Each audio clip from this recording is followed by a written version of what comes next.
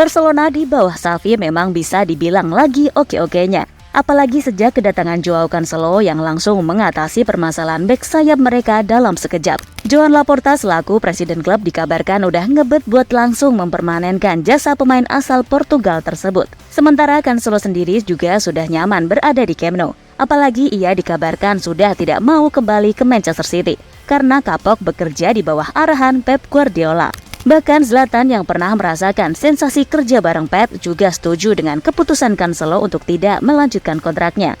Lantas bagaimanakah perpecahan antara Pep dengan para pemainnya bisa terjadi? Berikut ulasan selengkapnya.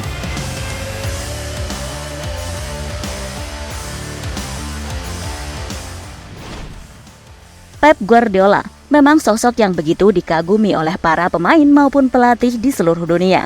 Gak bisa dipungkiri, selain berkarisma, dia memang terkenal sebagai seorang manajer yang jenius dan ahli dalam meramu taktik.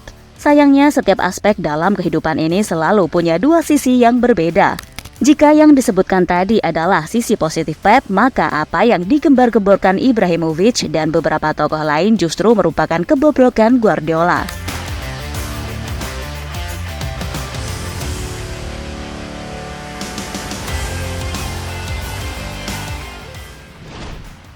Menurut Zlatan, Pep bukanlah sosok seperti yang dibicarakan di media. Ia bahkan sampai bilang kalau Pep sama sekali gak gentle dan dewasa, karena dia tidak pernah mau menyelesaikan masalah dengan para pemainnya. Apalagi Zlatan juga membeberkan rahasia bahwa Pep tidak suka dengan pemain yang terlalu vokal alias hobi ngoceh. Hal ini pun akhirnya juga dialami oleh Joao Cancelo, yang kabarnya sudah tidak mau lagi kerja bareng Pep Guardiola di Manchester City karena keluhannya tentang menit bermain saat itu gak digubris sama sekali dan malah diminta untuk segera cabut dari Etihad. Kami sudah memutuskan, pokoknya Cancelo harus pergi dan kami tidak peduli dia mau kemana. Kalau perlu dia boleh saja datang ke MU yang jelas-jelas rival kita.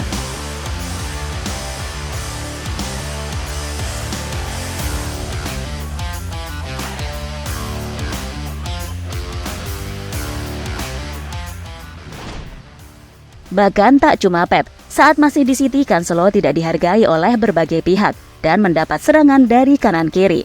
Salah satunya datang dari legenda Manchester City yang kini berprofesi sebagai pundit, yakni Micah Richards. Ia sempat mengatakan bahwa Cancelo adalah pemain yang biasa saja dan gak ada spesialnya sama sekali.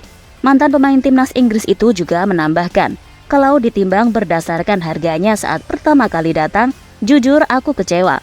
Aku ingin melihat sesuatu yang lebih darinya. Kalau gak bisa jadi bek yang bagus, minimal kasih gol, assist atau apalah. Sayang kontribusinya masih kurang. Di sisi lain, Cancelo justru terlahir jadi sosok yang baru di tangan Xavi Hernandez bersama Barcelona. Dirinya mendapat tempat di tim utama dan hampir selalu tampil impresif di setiap pertandingan. Sejauh ini ia sudah bermain sebanyak 8 pertandingan dengan torehan 2 gol dan 1 assist. Angka tersebut sudah menyamai catatan pribadinya pada paruh musim lalu bersama Manchester City di IPL. Cancelo secara terang-terangan bilang kalau dia nggak punya minat sama sekali buat balik ke Manchester City. Alasannya adalah karena Barcelona yang ternyata merupakan klub impiannya sewaktu belum terjun jadi profesional. Ditambah lagi sekarang ia sedang merasakan nikmatnya bermain untuk Barcelona, di mana keberadaannya sangat dibutuhkan oleh tim. Bahkan Xavi dan Laporta sudah berkali-kali memuji Cancelo sebagai sosok penting yang berjasa dalam mengembalikan Barcelona ke performa terbaiknya.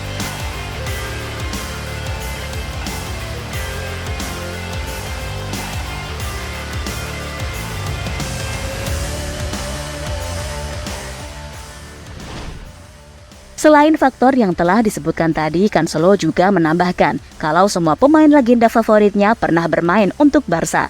Salah satunya adalah Dani Alves.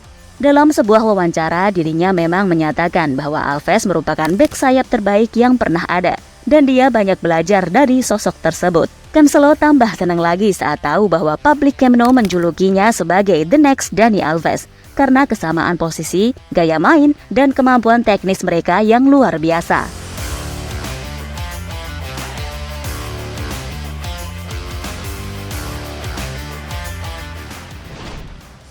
Pada dasarnya pelaku sepak bola ya cuma manusia biasa. Mereka juga bisa bikin salah dan hilaf.